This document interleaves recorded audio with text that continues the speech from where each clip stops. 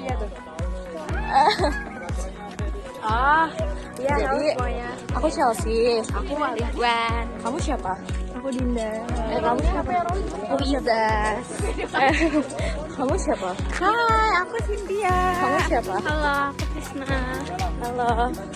Kamu siapa? Halo, aku Zara. Halo. Kamu siapa? Halo, aku Dava. Gue ikut belajar. Pecinya. Oh iya, kak. Nggak apa-apa lah kak, say hi to Hai. my vlog. Udah, hai. Kamu siapa? Hai. Oke. Perkenalan. Halo, kenalin aku Detri dari Ocean Covid 23. Oke, kenalin aku Rangga dari Galian 23 Asia. Mungkin dari beberapa dari kalian udah pernah lihat alat ini, soalnya kemarin di Arus di deploy juga, tapi buat penjelasannya kemarin beberapa mungkin cuman dari visual dan cara kerjanya aja, karena yang kemarin itu milik Provanin, jadi kita nggak megang secara penuh, terus yang ini tuh udah punya Epic, jadi kita bisa pinjam dan dibuat praktikum ini gitu. Nama alatnya itu Marotte AS, MAROTTE AS.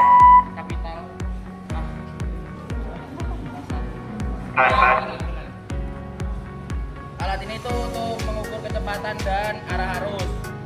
Alat ini tuh menggunakan konsep keseimbangan atau buoyancy. Jadi dia bakal mengambil data kecepatan dan arah arus ketika dia bergerak menyeimbangkan dirinya. Jadi ketika ada arah arus datang dari utara, dia bakal mundur ke belakang gini dan menghitung berapa derajat yang didapatkan dia serta berapa kecepatan arus yang didapatkan dia.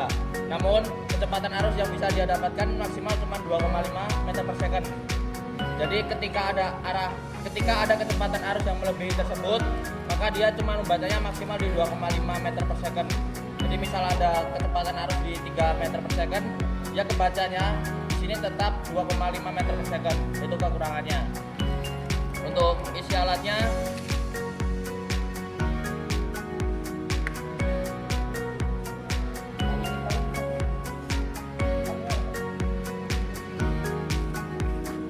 seperti ini chipnya.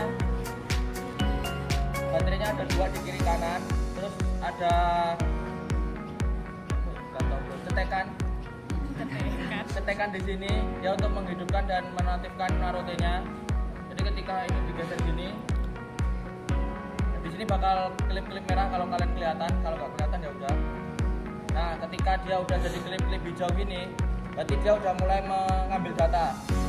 Tuh. Nah, ketika kalian kalau udah ngambil data gini, kalau kalian udah selesai, kalian tahan yang lama aja. Dia bakal klip-klip merah lagi. Kalau kayak gini artinya dia berhenti mengambil data. Nah, kalau udah berhenti mengambil data gini, kalian boleh matikan aja kalau kalian sudah selesai ngambil datanya. Nah,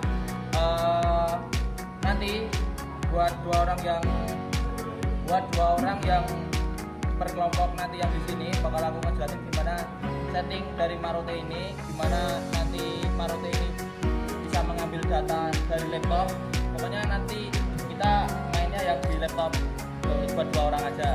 Soalnya kalau banyak gini laptopnya silau kayak tahun kemarin bakal kelihatan. Jadi nanti minta tolong buat 2 orang perwakilan per kelompok ini bisa menjelaskan juga ke teman-temannya yang lain. Gitu. Segi 4. Video ini Nah, bilang ini ntar semakin ke atas nanti dia semakin kecil. waktu kita itu ya orang. Terus nanti kakinya ada di bawah sisi di siku-sikunya di tiap sudut. Terus ini sisi yang paling panjang dia ada di paling bawah. Nah, lu lari tadi juga. Dengan gimana? Ini apa?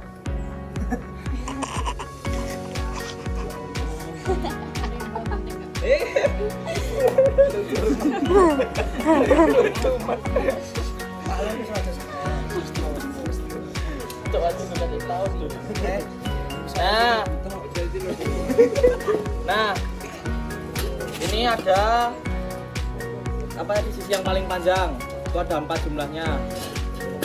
Kira-kira dari keempat ini ada perbedaannya nggak kalau dari teman-teman lihat?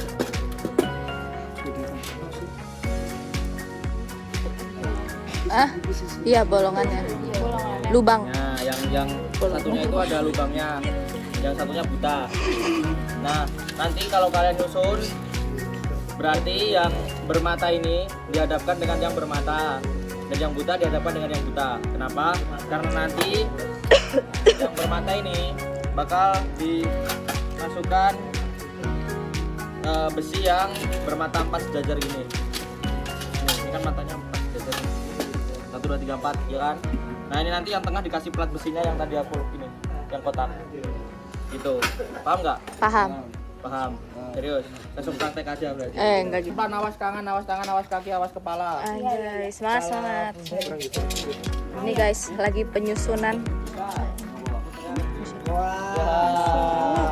alat ya. Pertanyaan yang muter wonge.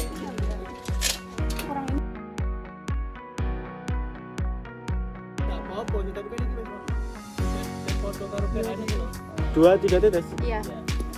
Lihat. Satu kali satu hati.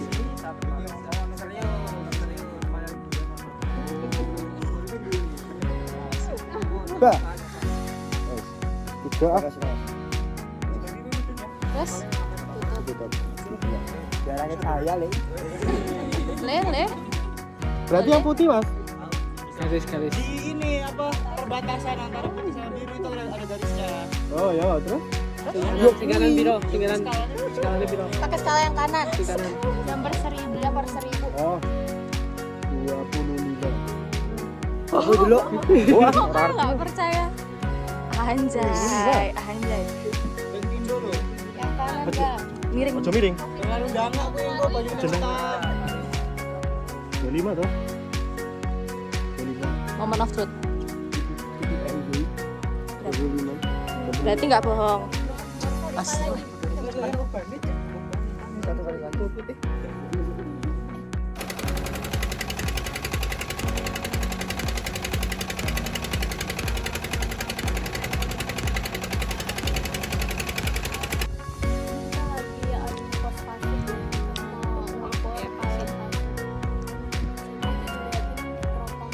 Oh iya, teropongnya. Tadi tuh apa nggak divideoin? Sini. Tadi mau foto dulu. Bagas sih. Ini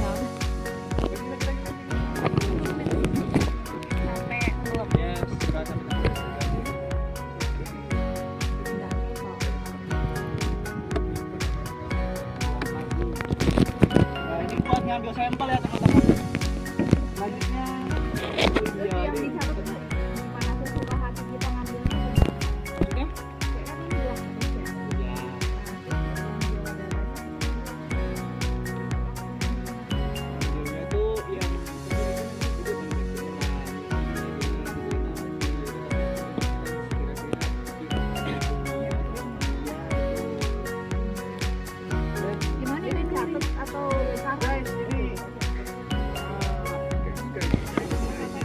koordinatnya dicatat dulu guys.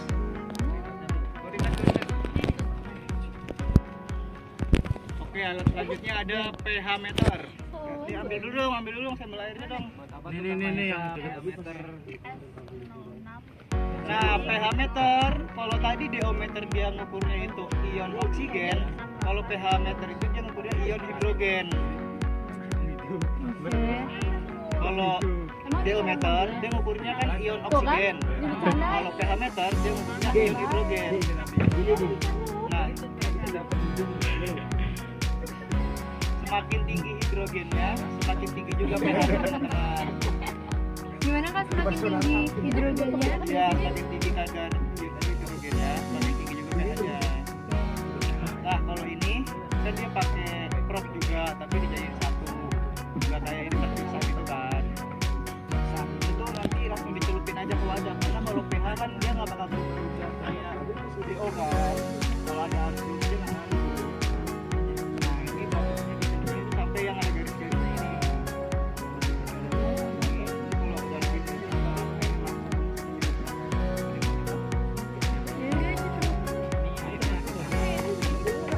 Aja sama aku, jadi kita mau ke Kelerengan. Mana kita? Kita mau ke Kelerengan, ada dua, yaitu yang hutan sama yang nyebur ke kolam. Laut pantainya. Nah, aku mau yang ke. Ini celana siapa? Kamu celana kawan. Ini kamu pipis di sini. Maaf. Maaf ya masuk konten. Di cut aja ya. Everybody. Halo Kak. Enggak apa-apa. Pesan-pesan hari ini Kak. Nggak ada pesan-pesannya. Udah seneng ya kayak minum kopi udah seger ya Pokoknya Kak? buruk. Oh, kok Selain buruk? konsumsinya ya. Katanya konsumsinya nggak ini. Iya nggak enak, itu nggak cocok sebenarnya di perut. Iya terus kenapa yang Ntar aku buruk? dihujat jangan dihujat. Nggak apa-apa ini pribadi aja nih pribadi. Nanti yang nonton emang siapa?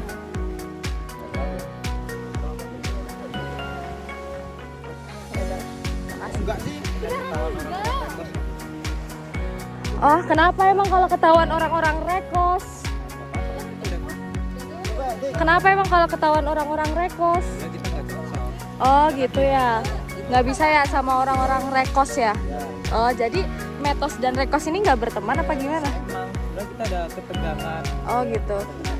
Oh gitu ya Kak Vicky. Ada apa Kak? Ada ketegangan. Ketegangan antara rekos dan metos. Enggak, tiap deket awan aku tegang. Oh gitu.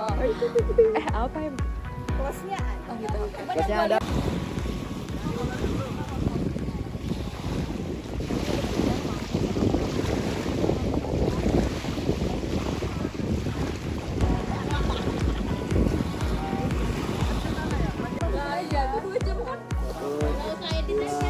Halo Kak.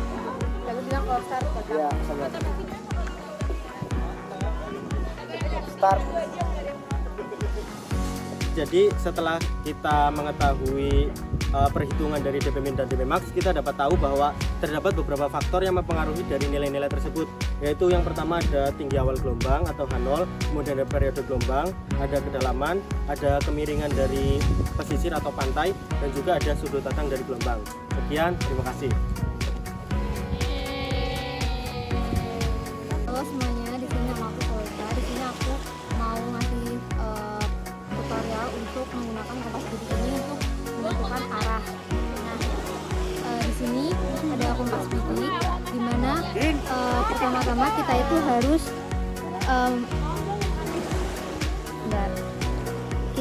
harus nih yang buletan kamu bisa ini. Buletan di kompas bidiknya itu harus intinya di dalam lingkaran sama garis dua yang warna hitam. Nah kemudian kita itu untuk ngambil nilai arahnya itu kita pakainya north. Nah di north ini misal kita dapat nilai di 335, berarti arahnya itu di 335 degree gitu. Nah untuk membantu penentukan arah ini kita menggunakan bantuan tisu, di mana kita bisa lihat di mana tisu ini tuh mengarahnya tuh dominan kemana. Misal ke utara, maka kita tinggal membidik di arah itu untuk menentukan arah mata angin. Mas ini terus sama kenalin aku Aisyah. Ini aku mau jelasin penggunaan GPS, karena ini tuh kita bisa bentar banget dulu buat membuka.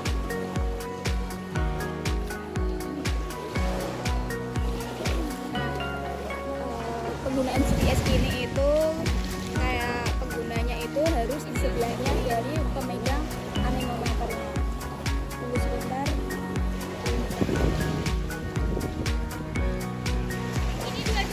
Nah kan ini udah kelihatan petanya kan. Kemudian kalau penggunanya udah atau pemegang GPS-nya udah di sebelahnya yang anemometer, kita bisa klik enter lama. Nah ketahuan buat koordinatnya buat short sama X-nya.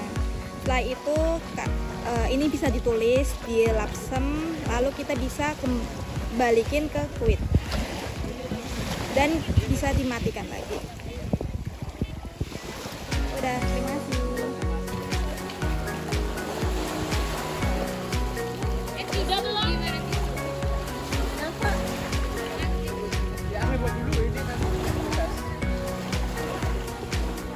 Itu kan dalam 1 jam cuma sekali ya? GPS kan? Halo Kakai.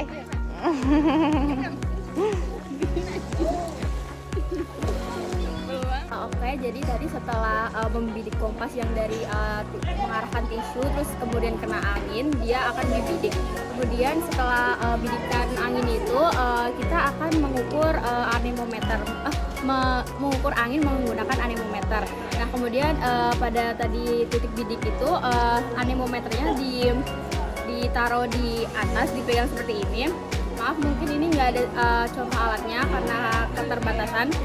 Nah kemudian biar diangkat terus kemudian kena angin, terus dia mungkin gambarnya akan seperti ini.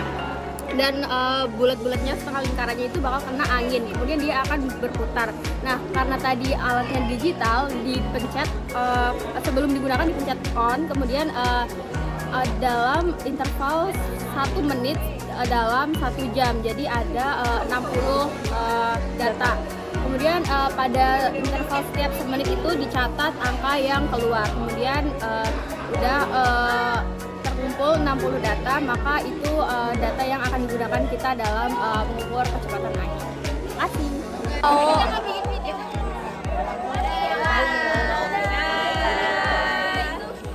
Thanks for watching.